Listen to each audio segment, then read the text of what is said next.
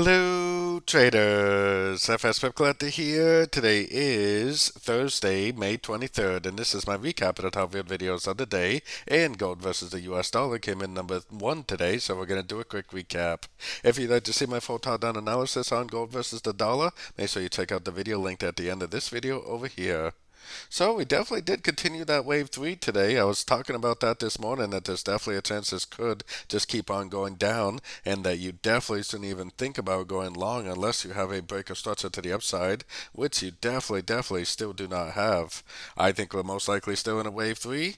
This wave 3 could stretch out all the way down into this area around here. It's kind of like a little bit of a pretty high support area right there, so definitely could keep going down. When you finally do get a break of structure, it's probably just going to be the end of a wave 3. Then I would expect to see a wave 4 and a wave 5 just to finish off this downtrend. So definitely looking for shorts, especially if you don't see a break of structure to the upside yet.